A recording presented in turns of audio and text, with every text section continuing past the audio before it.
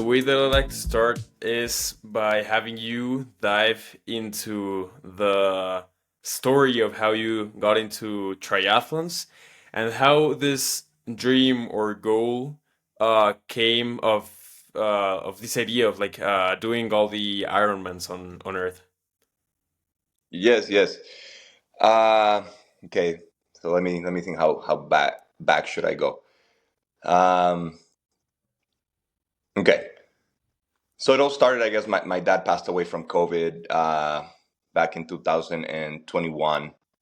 And so I had to move to Mexico and take care of his business and, go through the whole process of, the inheritance and stuff like that. And uh, things were really messy, but that's, a story for a separate day. Um, I basically, after a couple of years of doing that, of, running the business and dealing with all a lot of problems, I decided to come back to the US and start a food truck. I had started a food truck previously when I was in college and things went great.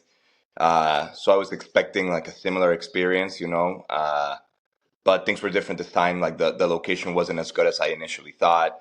I struggled a lot and I was just not in a very good mental state. I was struggling a lot. Um, and things weren't going good. So I decided to join this coaching, this mindset coaching. I wanted to change my mindset. I wanted to delete bad habits. I was probably drinking too much, smoking, smoking nicotine, smoking weed more than I should. Uh, and so I decided, to invest in myself and do this program. And this guy was like, okay, but part of the mindset is you have to go and work out. And I was like, hey, I do not have time to work out. So I just wanted to be about mindset. He was like, no, it has to be part of it. So I was like, okay, fuck it. So I decided to I started working out and I started making time for working out. And I started running a little bit. And one of my friends who used to be morbidly obese, and he was the little brother of one of my friends that I've known since I was 8 years old. He told me like, you'll never be able to beat my half marathon time. And I was like, nah, fuck this guy. I'm gonna beat it. So I was like, I started running. I started running really hard to try to beat his time. It was actually a good time, like a minute 45 a minute, sorry, an hour 45 minutes for a half marathon, which I still haven't been till this day, but it will happen. Mm-hmm. What So was I your started. time in the half marathon? Uh, I don't know. I don't know what my PR is, but like 2 hours 30, 2 hours 40 minutes probably. Just Mm-hmm. my shift has completely focused into like being Mm-hmm. able to do multiple races per year at a slower Mm-hmm. pace, right? But I think Mm-hmm. it's gonna happen with time. But yeah, what happened is I started running really, really fast, and you can improve your cardio really fast, but your soft tissue, your tendons, ligaments, all that stuff Mm-hmm. takes longer. So I started to have like knee pain and all these pains right in my knees, and so I was like, okay, like I'm gonna start biking because my knees hurt. So I started biking, and then I started swimming, and then I was like, well, like I'm already biking, swimming, running, like why not do a triathlon? And Mm-hmm. one thing led to another, and I was like, you know what, fuck it, I'm gonna do an Ironman. Uh, so I did an Olympic triathlon, I did another Olympic triathlon, then I did a half Ironman, and all this happened between me starting my first triathlon to completing my second Ironman. It was 1 year. Mm-hmm. I didn't know how to swim freestyle. I would breaststroke every single triathlon. I didn't own a Mm-hmm. bike. I bought a $300 bike, and I thought, a gravel bike, and I thought Mm-hmm. I was gonna be able to do the Ironman in that bike. And Mm-hmm. well, yeah, I was completely wrong. As I learned more about the sport, I started to invest like in an actual proper bike and stuff Mm-hmm. like that. I've never run more than 10K, so it was literally from zero to 1 year doing two Ironmans. And after I finished my first Ironman, I started to realize that maybe the business that I was running wasn't for me.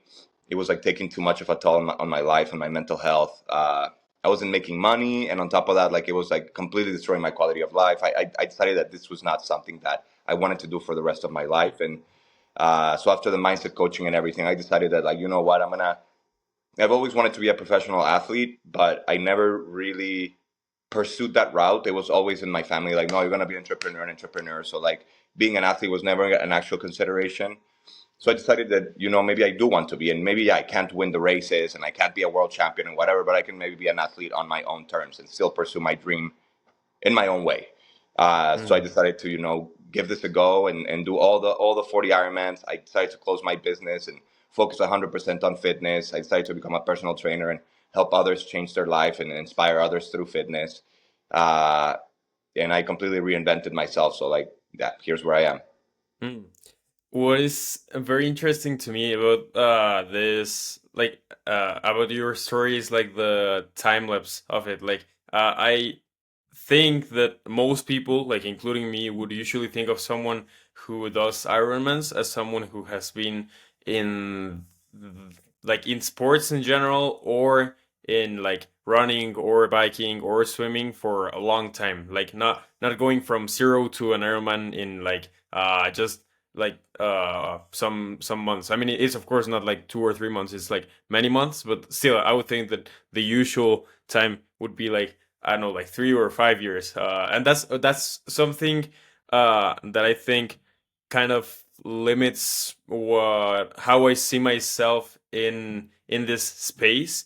Regarding what I was telling you before, that I don't see myself like doing an Ironman like within the next 2 years. Like maybe getting back to doing triathlons, but like I think the longest triathlon that I did was like a sprint triathlon, like 20 kilometers biking. I think it's five running and 750 meters swimming. I think that's the the distance, but still that like that's nothing compared to an actual Ironman. And yeah, when I was in triathlon, I was in a triathlon team, um, and that was like my first actual very immersive experience into the sport, and into actually seeing that there's like much more than just like the yeah, like the basic things and gadgets that you would usually think of using. Like again, for example, the bike is, and the things related to the bike are the ones that are like the most uh broad. So like the ones where you can have like the Garmin tracker for your bike, and then like also, how are these things called where you go like this? The aero bar. The Yeah, the aero bars and like all of that stuff. Uh how much of that are you using right now? Like with this experience that you have, are you using like a very complex equipment, or is it just like the good enough things to like go through the Ironmans? Yeah, yeah. I would consider the gear that I have probably mid tier. So I Mm, started with like a used bike from 2012, and one of my friends actually joined me in the journey to do this first Ironman, and he bought himself a nicer bike, like around $5,000 to $6,000, and I had a $1,000 old bike. But going through the competitions, I started noticing how much of an edge his bike was giving him. Like I couldn't keep up with him, right? And we were mm, both maybe at the same level at that point, and so I decided to, invest in also like a $6,000 after probably all the power meters and everything that I've added, 6,000 something like that. Um, so yeah, it does make a difference. The frame is stiffer, so it gives you more speed per stroke on your pedal. You're more aerodynamic. You Let's say it definitely improves your speed, but let's say it doesn't improve your speed. It at least makes your legs feel fresher when like it's all mm, said and mhm, done. mm, So yeah, I would consider that mid tier level. If you get into the high tier, you're probably $9,000 and above. There's some 10,000, mm, 13,000, $20,000 bikes, right? But mhm, as mhm, you get with more expensive bikes, the gains are marginal. So let's say mm, the difference between a $13,000 bike and a $5,000 bike would be quite significant. But the difference mhm, between a $20,000 bike and a $13,000 bike won't be that much. The thing is, mhm, once you get into those levels of where you're a professional, those $7,000, maybe let's say they shave you off 2, 3, 5 minutes, 10 minutes. That might be the difference between winning the race or not winning the race. So mm, at that mhm, point, maybe investing those extra $7,000 is worth it.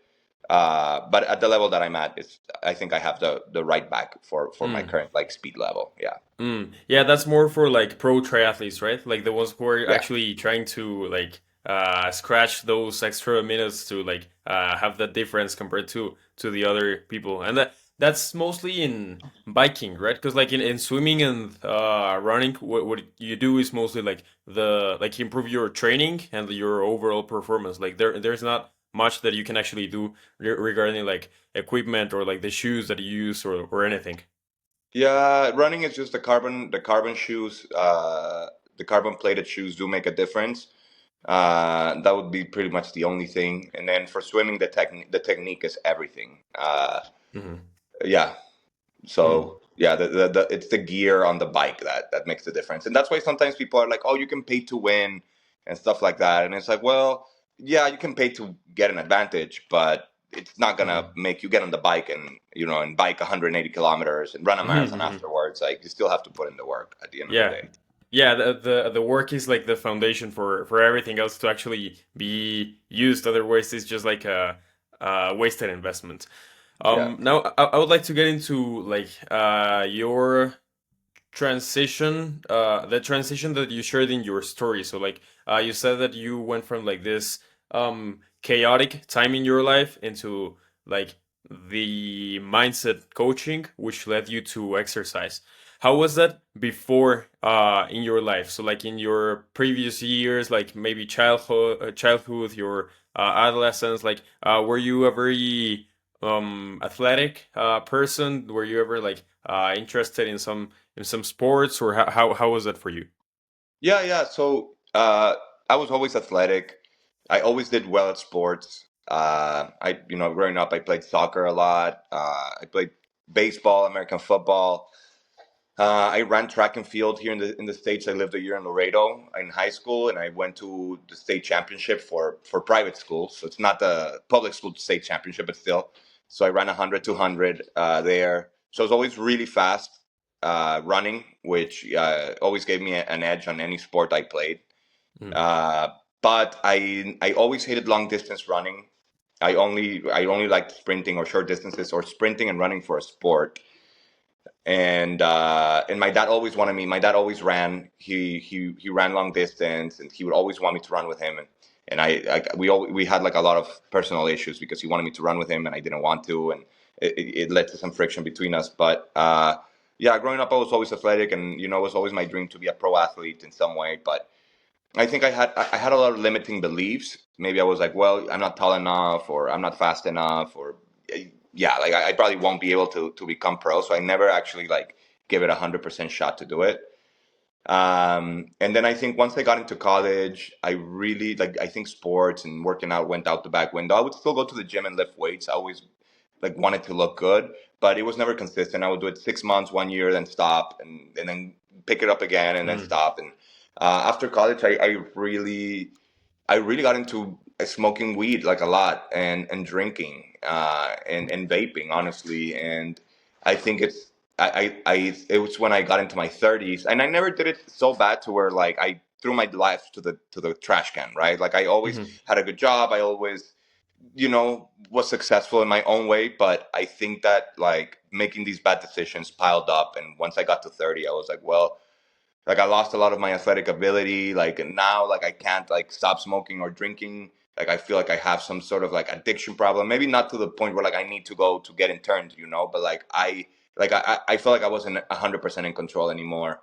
And I think like just having this bad lifestyle like made it was a wake up call of like I need to change the trajectory of my life. And I feel like at 30, I'm still at a good point. I think it's a little bit it could be a little late. If I wish I would have started earlier, but I still think that like it can be done. So after taking this mindset coaching, I was like, you know what, like anything is possible. And that's another thing that I wanted to mention about the Ironman, right? Like you said, most people think you need years and practice and training and knowledge to be able to do an Ironman. And the reality is that anything you believe and you want to think you can accomplish, you need to want it bad. You need to have the discipline. You need to go all in. But like you can accomplish way more than you think. And a lot of times we just limit ourselves with our limiting beliefs. Mm. That's actually the next topic that I wanted to get into, like when talking about your transition or this like transformation. Yeah, this like mindset shift.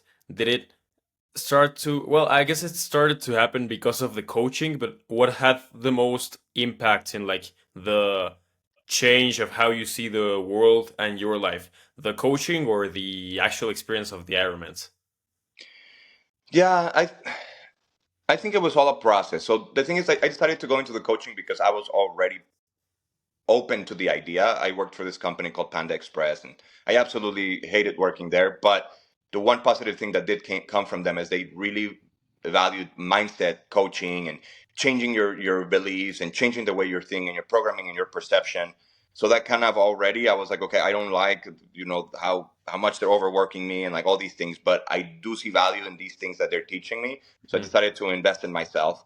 So the coaching was definitely, I think it was definitely the thing that completely transformed everything, because it made me actually believe in myself. And it is, and there's always doubts, like, can I actually accomplish this? Like, can I not?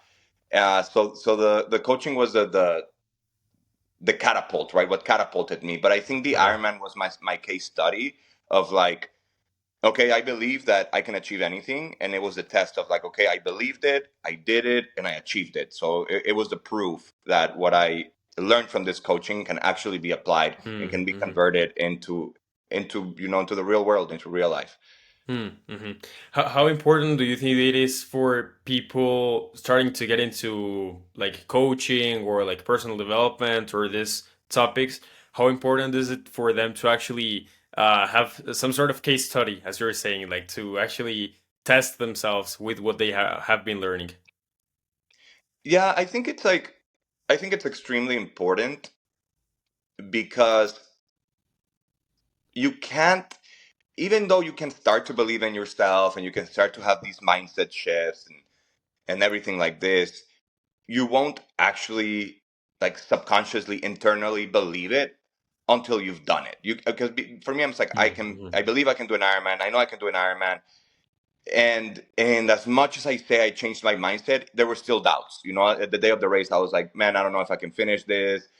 I don't know what I'm gonna do. Like, there were still some doubts, but once you achieve it, it becomes, it's proof. It's consolidated. It's like, I can definitely do this. There's no doubt in your mind anymore. Mm-hmm. And also, to be able to inspire other people and to teach other people and to coach other people, you have to have done something for yourself. It's just like, how can I help you if you haven't learned how to help yourself?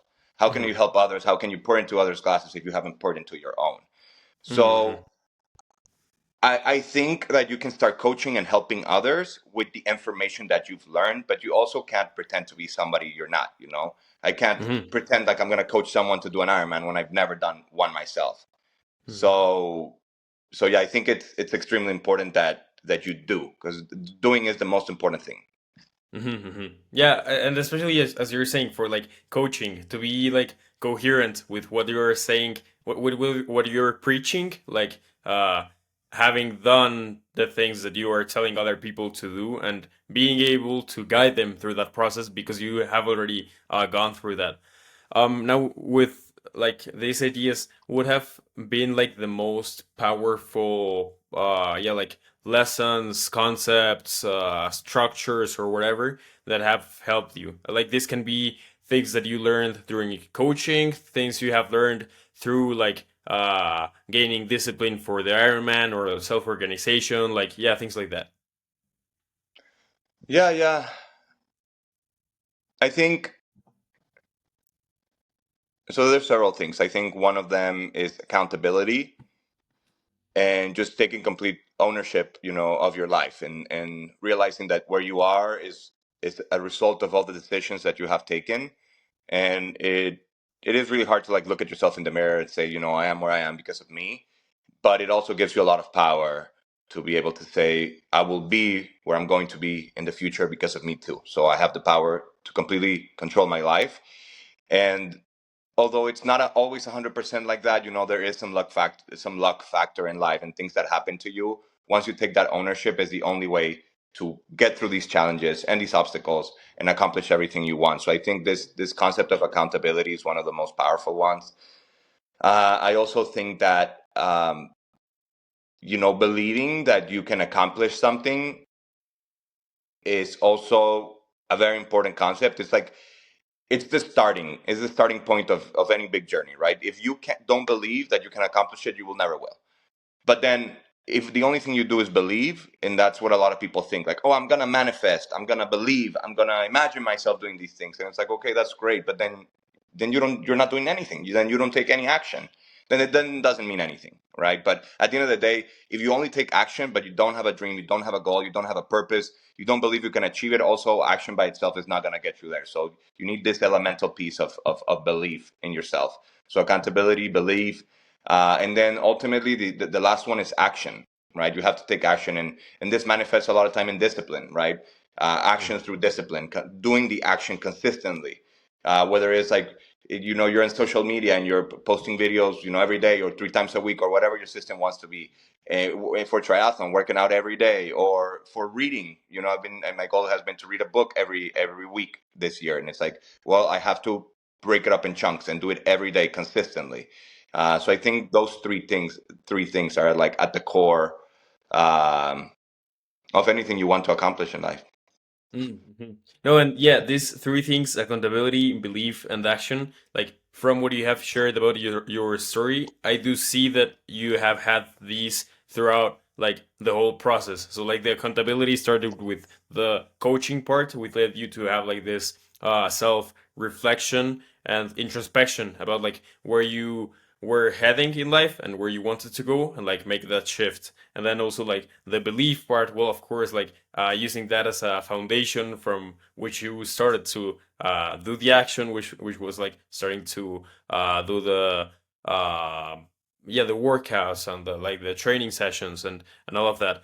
How does the action part look for you right now that you're like trying to chase it? Well, no, actually, first of all, yeah, I would like you to dive into firstly, what led you to have this current goal of yours of chasing all Ironmans on Earth, and how that came? And like afterwards, but that's like another topic. Like, how does your current routine and like the actions that you're taking, like how does that look for you, like in a normal week? Like your training, like how you organize yourself for work, for like your workouts, for everything. But that's like a second thing. Firstly, like what led you to have like this vision for yourself? Yeah, yeah. Well, yeah, this vision actually came from like one of the darkest moments of my life. So after finishing my first Ironman, kind of my no, my first half Ironman. Sorry, was the half Ironman in Waco. So literally, this is like the week after finishing the half Ironman. Uh, I've realized that I needed to shut down my business. So like I took the decision to shut it down, but it just comes with a lot of depression. Really, it's like, I failed. Now I have to take a big hit on like this money I invested. You think about like how you could have used the money differently, and your time. Obviously, you feel like this sense of shame, and like a failure in front of your friends and society. And on top of that, like a big investment I had made on real estate just like went south. Lost basically my whole money, a big amount of money. Uh, which was also, my mom's money, my sister's money, and it was just bad luck, bad timing. But everything came crashing down at the same time, and I was having suicidal thoughts, and I was seriously considering, killing myself. And I, I was trying to negotiate with myself, and I said, well, you know what, like, well, fuck it. If I'm gonna do this, why not? Might as well do whatever the fuck I want, like, you know, sell the properties I have, get the money I have, and then like go do something crazy. Because like what's holding me back at this point? Like I don't have nothing to lose if I'm coming from this perspective, right? So I said like, well, fuck it. I'm gonna do all Ironmans, and there was only one friend that was like, I think you can do this. Fuck it. Everybody else in my life, my wife, my mom, like everybody. And until this day, I don't think even my mom, who's been always my biggest supporter, really believes in this. I just don't think she doesn't understand it. But what happened is most people just thought that like I had gone crazy, and most people don't understand like why would I want to do this. But the vision is very clear in my head. If I can do this, and I can cement myself as an actual professional athlete, I will become one of the top experts in the world in Ironman. I will become one of four people, and become the fifth that has ever done this. It gives me a bigger platform on social media. It will open so many gates, so many doors for me in my career in the future. But people just think that I'm just doing this as a hobby, and like this is just something I want to do and waste my time. And I'm like play pretending to like be an athlete, right? But yeah, this whole idea started from basically that week where I was going through the ringer. Mm-hmm. I've heard or read about many stories of people who go through this like stages of hitting rock bottom and from there like really coming back, but not coming back from a point of like, okay, I'm gonna make the best out of something. It's just like a place of, yeah, like, fuck it. If I'm gonna do this, I might as well first do anything that I want and then like just end it all. And like that leads to some shift in how you're doing things. I guess that you're coming from a very different point in things like caring or not about others' opinions. Like if you cared a lot about those things before, like right now you're in a point where you just care about like um your own things, I guess, like your own thoughts about yourself, your own wishes and desires, and really just like yeah, you experience this shift, and that's something that I've read that a lot of people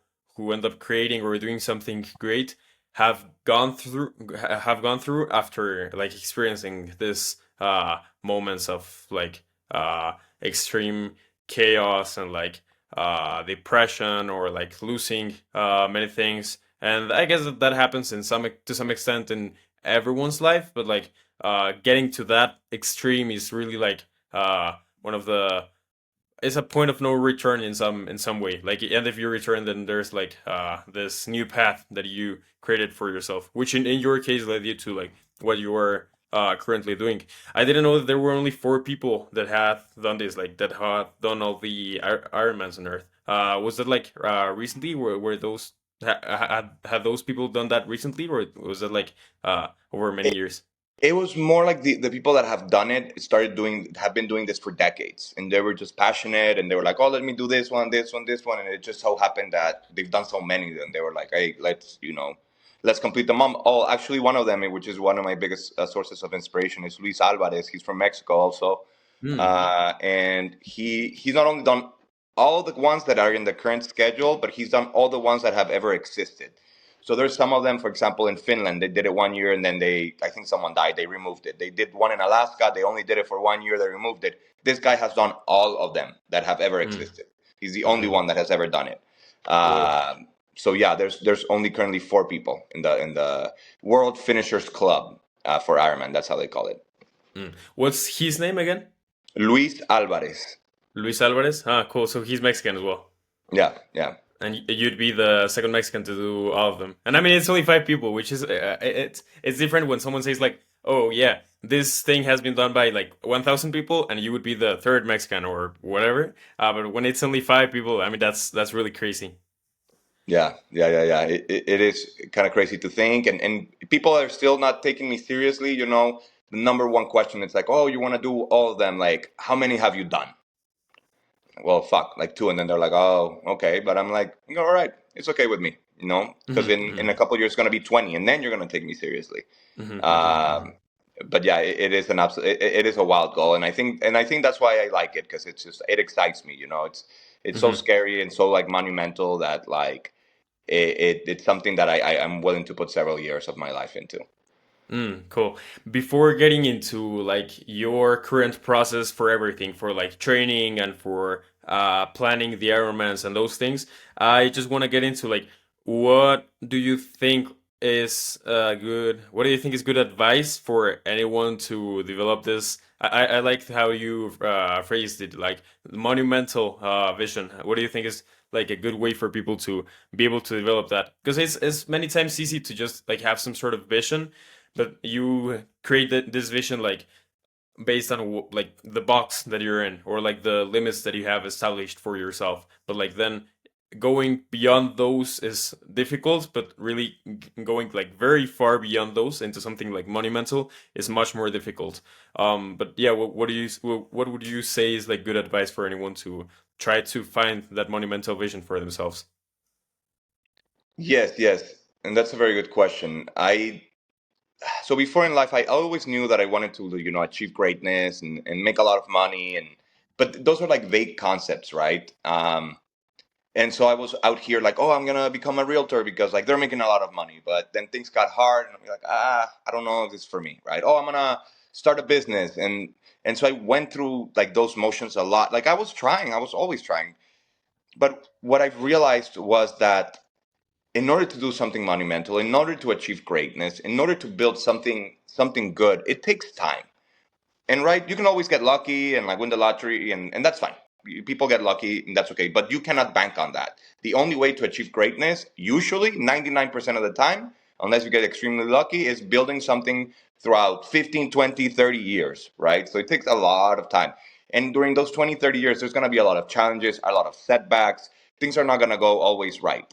And so, whatever it is you choose that you want to do that's monumental, you have to look at yourself in the mirror and say, is this something that I am absolutely passionate about, or that I at least can I tolerate doing this for the next 10, 20, 30 years? Is this something that I truly want to do for this long of a time? Can I, would I do it for free? If I would never get paid, would I do this thing for free? You know, like um, w- no matter what happens, will I quit? And I think if you find this thing that excites you to wake up every day and do it for several years of your life, then that's when you can achieve something monumental, when you truly, truly want it. Otherwise, you know what's going to happen? Uh, Something's bad's going to happen, like it happens to anybody else. You're going to get a disease, you're going to break your leg, your girlfriend's going to dump you, there's going to be a depression in the economy, like whatever the fuck it is that happens is going to happen. And then you're going to say, like, I don't know if I can do this, I don't know if I want this. And then you're going to quit. And then it's never going to happen. So it has to be something that you can stick with for a long time. And if you find that thing, then yeah, you will be able to achieve something monumental if that's what you want. Mm-hmm. And I think that also like trying to keep stretching that vision as you keep going could help, right? Because like if you know that you are doing something that you have passion for and that you can also tolerate when things are not going right, if you have like those two things and you have hope for like things to get better eventually, like you can just keep going. And once that you have, let's say that you do all the Ironmans on Earth, like afterwards you might be like, oh okay, fuck it, I might now do how are these races called that are like longer than Ironmans? Ultra triathlons? Ultramans. Ultramans. Okay, then you might say Yeah. like, fuck it, I'm gonna do all Ultramans on Earth or something like that. So you keep stretching the vision. Now, how does your weekly? So this is now like changing a little bit the like the topic, the conversation. Um, how does your week usually look like? And specifically like the part of like your training routine. How do you organize yourself? How does your um, organization and discipline work on a daily basis? Yeah, yeah. So, well, it's all been fluid, right? For example, I switched jobs. I changed from the previous gym I was working at uh, to my current gym. So I have a different schedule now. But I'll tell you now and like how things vary. So right now, I'm basically still doing kind of recovery from the two Ironmans I just did. So I consider what's happening right now like very chill training, but maybe somebody else would consider it, like, like intense. But for me right now, it's like very comfortable period in my life. So on Monday, Wednesday, Friday, I right now I'm swimming about 1 hour per day, and then or swimming between 40 minutes to an hour per day, and then running between 40 minutes to an hour on Monday, Wednesday, Friday, and then I'm lifting weights Monday, Tuesday, Wednesday, Thursday. Mhm. So I train 3 hours on Monday, 3 hours on Wednesday, and then 2 hours on Friday. Mhm. Tuesday, Thursday, I bike between an hour to an hour 30 minutes currently, and then I lift weights on Tuesday and Thursday as well. So let's say it's like 2 hours 30 minutes Tuesday, Thursday, and Mhm. then on Saturdays I do my long bike ride. It's been an hour and a half to 2 hours, but I did a 56-mile ride last weekend with a friend. I'm doing another 56 miler, which is like around 3 hours and a half, 4 hours almost. Mhm. Um, and then on Sundays I'm resting. However, though, once we start ramping up, and then I work 12 p.m. to 8 p.m. And I fit, my workouts. I do breaks in the middle of the day, my work, and instead of taking my lunch break, I just go and work out, and then I eat immediately after. I Mhm. plan everything around the training and my work, so it's like when people say like, "Oh, I don't have time," it's like, no, yes, you do. What happens is like you're tired, which I get. We're all tired, and then you decide to lay in front of the TV or do something relaxing, which I get. It's extremely hard, but when you push through and you keep doing things, even when you're tired, your body adapts and you get more endurance. It's like the Ironman. It's like at the beginning you can only do an Olympic, but then you can do a half, then you can do a full. It's the same with your life. It's like at the beginning it's going to be extremely hard and uncomfortable to exercise and work and do everything you were doing. But as you do it and do it, you build more endurance and you have more energy, and then you're able to do more things with your time. So even if I like wake up and I have to do a bunch of stuff and work out and go to work and then take care of my life and take care of my relationships and all this stuff, it's like my time is very limited. I don't have a lot of time to relax, but I'm able to accomplish much, much, much more than I was able to 1 year ago, a year and a half ago, like for the rest of my, like basically my whole life before this point. Hmm. Hmm. Uh, and right now, because the training is light, I'm able to go out with friends and maybe go out drinking every once in a while and have fun and have a good social life. However, once we get deeper into the training, coming up to this race in Arizona, it's going to be a couple of months where I'm going to be training maybe 3-4 hours every day and then 5 to 7 hours on the weekend. So at that point, that's like basically hermit mode. Like I can't even go drink 2 beers. I can't drink 2 beers on a Friday, wake up on Saturday and bike 80 miles. It's just Hmm. like my body, my sleep has to be 100%. My body has to be 100%. So during these months where the training gets more intense, it basically becomes just work and Ironman. And like that's kind of like the whole focus of my life. Everything else kind of gets shoved to the side. Mm-hmm. Okay, two things about this. The first one, which is just a brief question. How does the intensity of your current training look like right now that you are like in less intense season? Like for example, are you trying to chase some pace while running or swimming or something like that, or is it just like naturally following your pace? So like that's the first thing. And then the well, no, actually, yeah, first that one. So, well, right now, since it's recovery, I'm kind of sticking a little bit to my pace. I'm not trying to do anything fancy, but the focus of this training will be to increase my speed in all three disciplines. So that's going to look like in the swimming. I'm starting to take classes, swimming classes. So I'm going to focus a lot on the technique because I didn't really know how to swim freestyle. So like my form is bad, and I end Mm. up from the swim already cramping up in a really bad state. So the swim's going to be fundamental for me. It's going to where I'm going to put the most focus on improving that technique. And then for the running and the biking, I am going to focus about getting faster, and that's going to be done through interval training. So I'm going Mhm. to do some interval training where I focus on building up my speed and then complementing it with recovery sessions, right? I can't just be going hard all the time because I'm going to hurt myself. So Mhm. limit like doing some speed work combined with some recovery work. And that's how I'm gonna plan on getting faster. But the intent before, my whole focus had been on just naturally doing my pace, getting my joints, my soft tissue used to the distances, not getting hurt, staying healthy. But now the focus has, hey friend, now the focus has shifted into like more intensity. Definitely much more intense. Mm-hmm.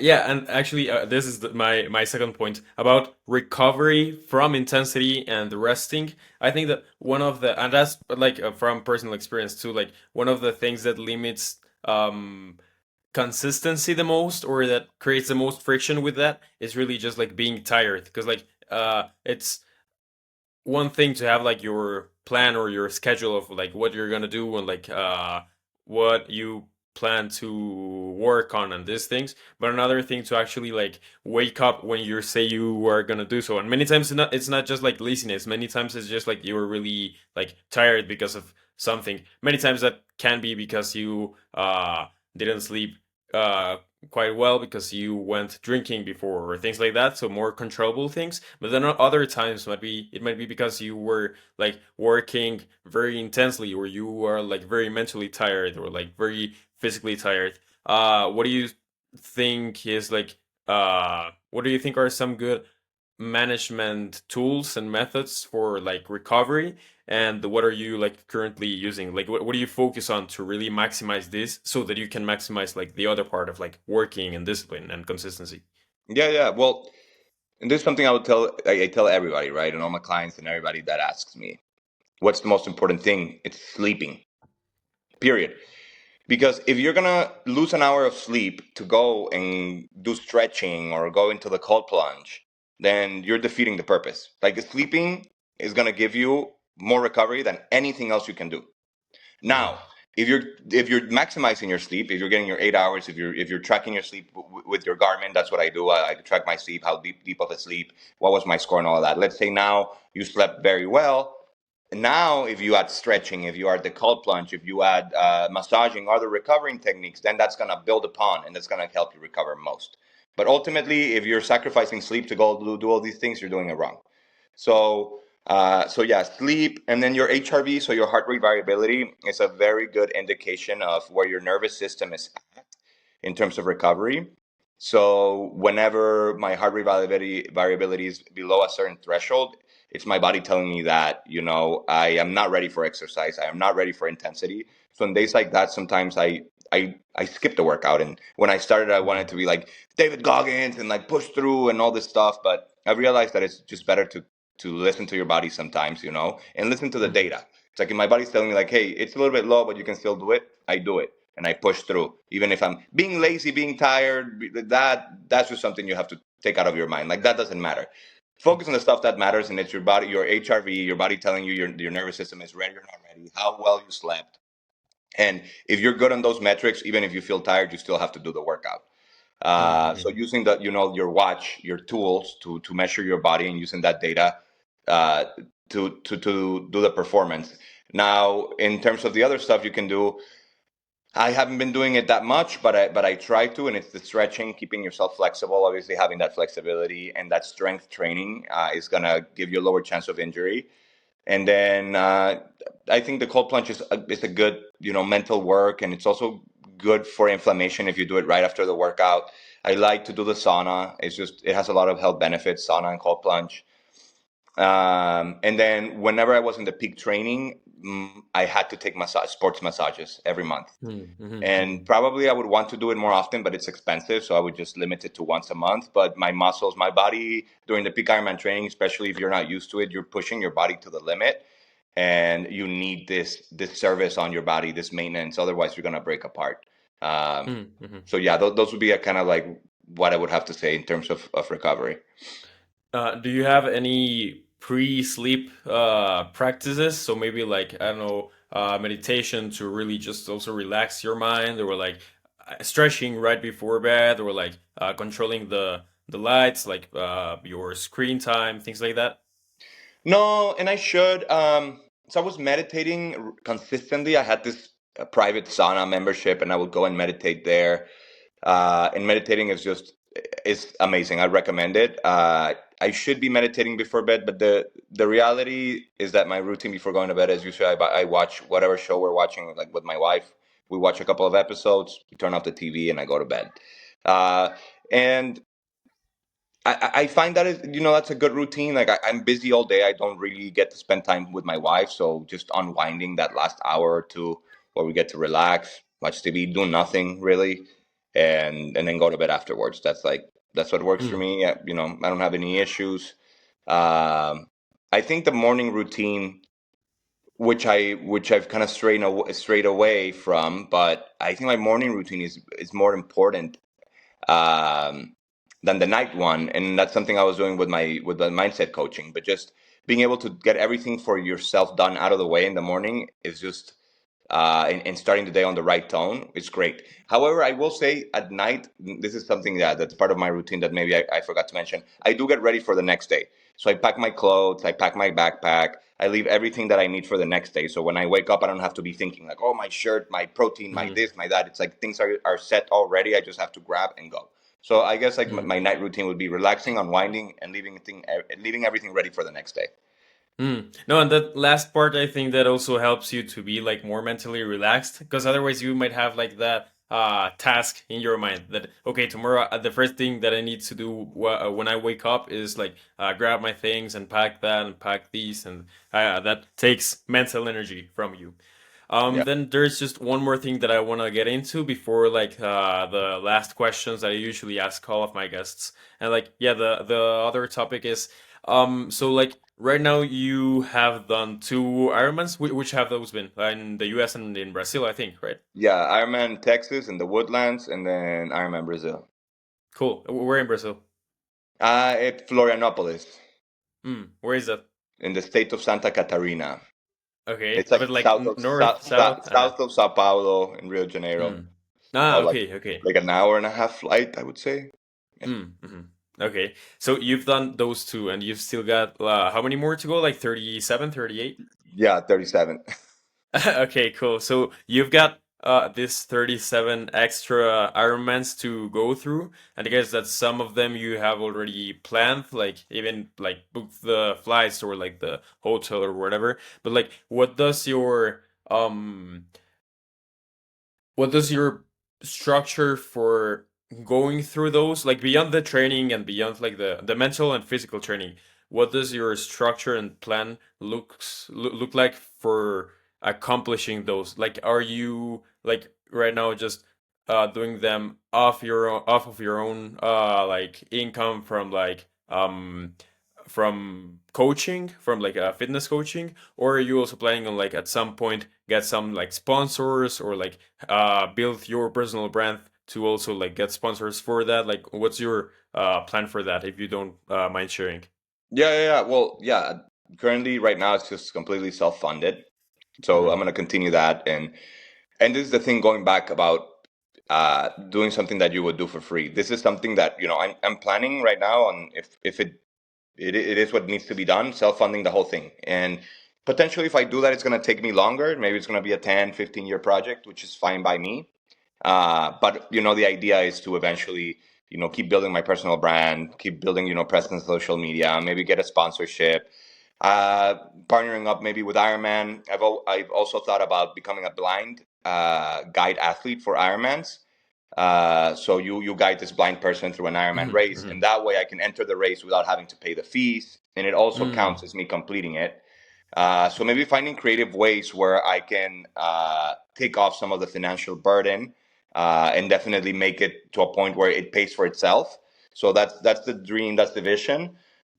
But I do understand that at the beginning it's hard for people and for sponsors and for whoever to believe in you, right? Because Hmm. at the end of the day, it's all talk right now in their eyes, right? It's like, well, this guy says Hmm. he's going to do them all, but he's done two.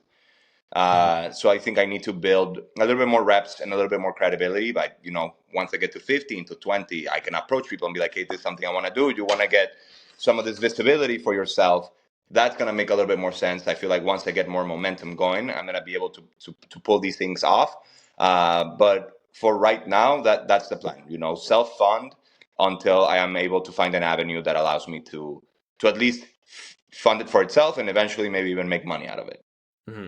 No, and like, I mean, just one extra idea if this works for you. I told you about this other friend of mine who is the current Guinness World Record holder for like for the 8 hour and for the 12 hour record of most pull-ups.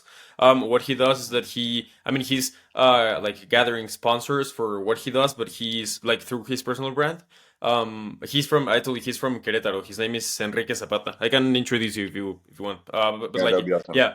The other thing that he does is that he gives coaching for companies and businesses and agencies. So like, I mean, as we were discussing previously, like he has done things and he now has credibility. And like with that he can now like go and like coach people. I guess that's something that you could do also, like in some way, like you've done mindset coaching yourself, so like you can also like maybe provide mindset coaching as a way to like work through this with your personal brand. And then like one last follow-up question on this topic is, let's say that anyone listening to this right now is like, okay, fuck it, I want to do an Ironman. What costs should they consider? Like, what's the usual cost for doing an Ironman, and what's like the like number one advice that you would say like that they should follow for like actually accomplishing it? Yeah. Well, it is an expensive sport. So I would say, first of all, if you're thinking of, oh, I'm gonna do an Ironman the cheap way, like that's just not gonna happen. You're gonna have to put down some money and some, commit some financial resources. I don't think you need like a $5,000 bike, $6,000 bike to finish it. You're gonna be more comfortable. You're gonna have a way better experience. But at the end of the day, it just depends on your budget. Like if you can afford it and you have some cool goals, go for it. But if you can't, don't go into debt. Trying to get a bike. So I'd say Mhm. you could probably do it with $1,000 bike. I've seen some people walk up with like $300-400 bikes at the half Ironman events, but for the full Ironman, I think you at least need like 1,001 if you want to have a good experience and not suffer Hmm. too much. So say like a Hmm. $1,000 bike, it's $1,000 to get in, 2,000. Um, let's say you do a local one, so you don't have to travel that much and you stay with friends. So let's say that there's no plane or hotel, but if Hmm. you don't have one close by, then you're gonna have to factor that in. Let's say $400 for the plane, $400 for the hotel. That's $800. Hmm. Entry and bike, that's $2,800, and then you need your shoes, equipment, etc. I'd probably say that's gonna be another $1,000. So I'd say like at the cheap level, and this is like cheap, it's probably like in the $4,000 level, right? And that's like Hmm. maybe I don't get a wetsuit, maybe I don't get the carbon shoes, and I get some cheaper shoes. I'm not Hmm. gonna get power meters and extra equipment for my bike. That's on the low end. Probably it's a $4,000 commitment to do Hmm. Ironman the cheap way, and Hmm. and the reality is like when I got into it, I was like, oh, I'm gonna do it the cheapest way possible. But you start liking the sport. At least you would hope you start liking the sport and you start getting into it. So you're like, oh, maybe I can get this and then this, and things add up. And I probably spent more money than I initially wanted to. But that's okay for me because this is something that I'm gonna be doing like for the rest of my life. Hmm. So it's an investment. But if you're just gonna do it for 1 year and then never do it again, just consider the costs. No, sure. And like I guess that even the financial commitment that it requires also like leads you to a place where you are I mean it's some extra motivation like okay, I have already invested all of this into this project. I might as well like actually put the effort and the discipline and like organize myself and like stay accountable and like believe in myself and take the action. But yeah, like I think that that's also like some extra motivation in some way. So yeah, thanks for sharing all of these things. Now I want to get into like the very last three questions that I usually ask. The first one is any of these you can relate to like the things that you have been sharing or not, or like to any other topic. But like the first is what is any book, movie, music album, blog, anything that you have watched or consumed recently that you think is like worth sharing or that you enjoyed? Oh yeah, that's a good question. So I've been reading a lot of books. So I'm gonna go with a book. Um, okay, and this is a book that it's sort of motivational pseudoscience almost. Like there's not a lot of like scientific backing behind it, but I still think that it holds some like core true principles. And it's like the first book that got me into this like self development and self growth journey. And it was a book that was recommended by the Coaching Mindset, and it's Think and Grow Rich by Napoleon Hill. Hmm. Uh, so again, there's gonna be some concepts in this book where you're like, I don't know.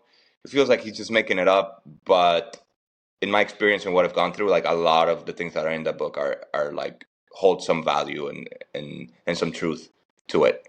Hmm.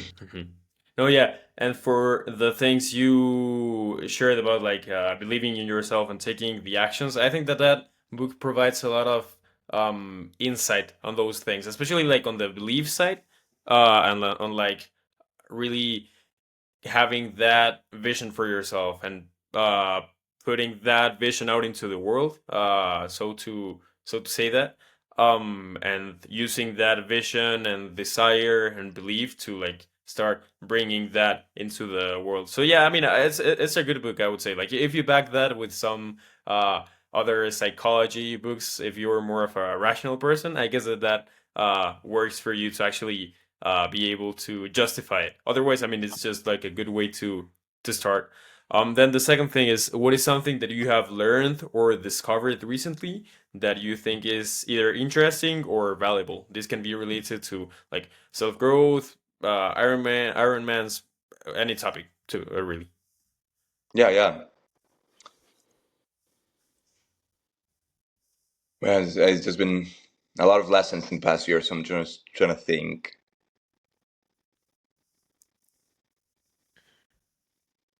The number one.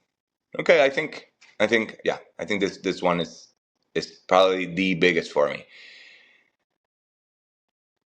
You know, I've I've realized that I look back at my life and it all seems like, oh, I started doing something for 6 months, 1 month, maybe 2 years. And I was like, I got tired of this. It either got hard or I got bored and I quit and I started something new.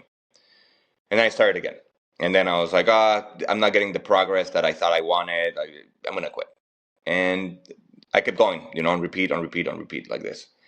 And during the first Ironman, I actually started cramping up during the middle of the swim.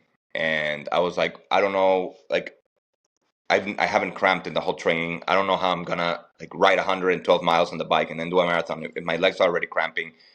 I really felt like I was done. Like my race was done. And at some points, I really considered quitting during the Ironman. And I was like, dude, fuck, you put like these many months, you put all this work, and then you're gonna have to go out again in front of the world with another failure on your fucking belt. And like I really felt like I couldn't keep going. But I legit said, you know what? I'm not gonna quit. I'm gonna go until I collapse. Like that's gonna be the only reason I'm gonna quit is if I collapse. That's it. I'm not gonna make the decision. My body's gonna have to make it for me because I will not make the decision, right? And I finished the Ironman. And then I look back and I'm like, can you imagine? Can you only imagine if I would have quit, right? Like how different the path of my life would have been, right? Just from this Ironman. And then I put it into other perspective and other experiences, and I'm like, well, imagine if I would have applied that concept to everything else I've ever done, right? Like where would I be? I don't know. And so now moving on, it's like if I really want to accomplish something, I know that there's gonna be some moments where like maybe I don't feel like I can keep going, but I can. And just having this mindset of and sometimes you do need to quit. I will say this, like if you feel like your life is at risk and stuff like that, maybe yes. But for the vast majority of things, like your mind tricks you into quitting, into not doing it. So I think my most valuable advice is like if you feel like you can't go anymore, you probably can. Like there's probably like a deeper reserve in your tank. You can always keep going one more. Mhm. No, yeah, this reminds me of something that I used to experience when I was younger. So I used to play a lot of football. So and for the American people listening, soccer. But yeah, like football when I was like young, and I went to football practice like almost every day. And my parents, especially like on when I had like a match or anything, they used to tell me like not to push myself too hard. But I mean, in my mind, I was like, no, why would I not? Why would I not? So they would say like, don't force yourself, but like put effort into it. I know that they were saying that from a like parent point of view, like trying to help me not get injured or anything like that. But like that's something that I've really tried to keep through the things that I do in my life, like to not limit myself and just so like basically not to do what my parents told me back then. Because Yeah, I mean yeah. in some way it's to keep you safe. And it makes sense when they are your parents and you're just like a kid. But like for other things, it's like fuck it. You gotta actually push yourself and like maybe if it requires getting mentally or physically injured in some way, like that's the cost of it. And I mean that's of course like not seeking to get injured, but it's like if that's a side effect that comes, maybe that's a price to pay that is sometimes worth it. If it's not like too bad, of course. Like if you get an injury that leaves you out of the path of triathlons for your whole life, maybe that's something that you would like to like not do, right? But if it's Mhm. something else, is like it's part of the process of pushing yourself. So thanks for sharing that. And then the last thing is, what is so I am guessing that you're a coffee drinker. And yeah, what is your favorite type of coffee? That can be like a coffee bean, coffee like a specific drink or anything. And in which place do you like? Which is the place that you like the most to drink coffee at, or like a situation in which you enjoy coffee a lot? Okay. So I'm gonna disappoint you. I'm not really a coffee drinker. Uh-huh, Uh, uh-huh. I do. Actually, I yeah. Uh-huh. I With do. you, I was guessing if you were or were not, but I was guessing that you were a coffee drinker. I like the effects of caffeine. Mm, So the thing is, I like to drink Red Bulls and energy drinks, which I'm trying to limit mm, because it's horrible for your heart, and especially with everything I'm putting my heart through with all of this. So I'm currently, as of like the past couple of months, been drinking less energy drinks and drinking a little bit more coffee. I just I don't like the taste that much, and I feel like before it would like really irritate my organs. But I think I'm having a better time now. I've been drinking this coffee at work. That's this like Dunkin' Donuts coffee. It's like the little cups, the Nespresso thing.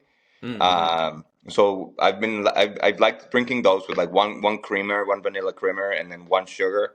Mm-hmm. Um, but I think when I do buy coffee, my favorite is the cold Chameleon cold brew coffee. They sell it here in Austin. I think it's an Austin brand. So it's this cold brew, and I mix it with milk, and it's really strong. Like it hits me hard, Mm-hmm. and I feel like it was gentler on my organs also. So if I have to Mm-hmm. choose one, I'd probably be that one. And when I like to drink, let's say if I would like to drink coffee,